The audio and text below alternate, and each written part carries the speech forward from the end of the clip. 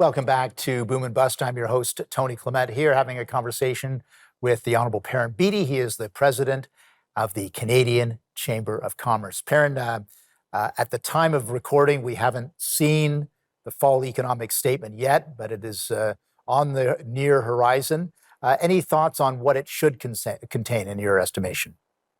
The most important thing that it should contain is a strategy for growth, a clear plan setting out how do we attract investment to Canada? How do we make it a much more business-friendly environment in the country where business is going to be prepared to hire more people or to expand their operations? What I expect, on the other hand, is that it will be much more of an update than it will be a mini budget, and that more likely we will see some measures as it relates to housing, because the government's committed on that. And maybe in some other areas, but for anything that is truly significant, we're probably going to have to wait for next spring for the full budget. So how does that work for an organization such as yours? You're obviously every year through the budget cycle talking with the Minister of Finance, the Department of Finance. Do you have a strategy on how you want the federal government, rather, to tackle growth for the near-term future? One of the things that's interesting, Tony, is that after every budget or economic statement, the press will call you and say, well, did the government include enough new programs for you or enough new spending? That's not what we're looking for here. What we're looking for is a strategy that says we want to unlock investment from the private sector. There's a vast amount of money available to be put to use in Canada, but we have to create the economic climate in which it's possible to do so. So the input that we've been giving to the government is that, yes, there's specific areas where the government needs to do targeted investment by redirecting money that's spending in other areas. So infrastructure is a case in point. We need to be able to get our goods to market, or to get inputs that allow us to produce goods and services in Canada.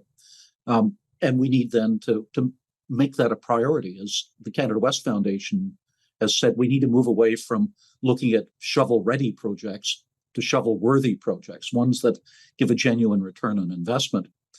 But what we're not looking for is for the government to write vast numbers of new checks or to have new programs. The one area where reluctantly we've been supportive of the government bringing in a major new program in the last budget was in the response to the American IRA, the so-called misnamed Inflation Reduction Act, which is in fact a massive industrial subsidy program. Right. And we're in the position that either you respond to that, or you simply get investment sucked out of the country because you're competing with U.S. Treasury. Right. Oh, gosh. Let's talk just a bit. There's a bunch to unpack there, and we will do so. But would you, as part of your submissions, have opinions about budget deficits, fiscal strategy, monetary policy? Are these things that you would also have opinions on?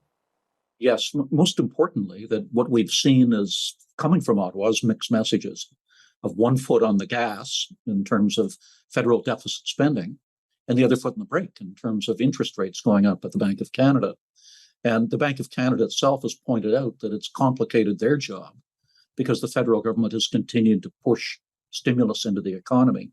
And it means that interest rates perhaps have had to go higher and may have to remain high for longer to counteract the impact of that on our economy. What we would like to see is a more measured approach. We would like to see very clear plan for how you bring the budget back into balance again.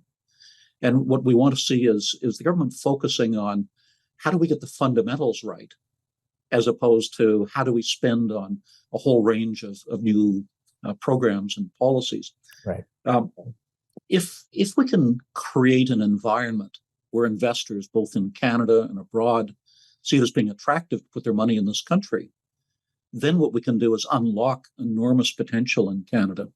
And that isn't enormously expensive to do. Regulatory reform is a case in point. Right. It doesn't cost the government anything to bring in smarter regulation. But if we can relieve some of the regulatory burden on business, we can unlock investment and growth and actually increase revenues to government. working with the provinces to take down interprovincial barriers to trade is another example. We can look at some of the rhetoric that comes out of Ottawa, the anti-business rhetoric that we hear too often from our politicians.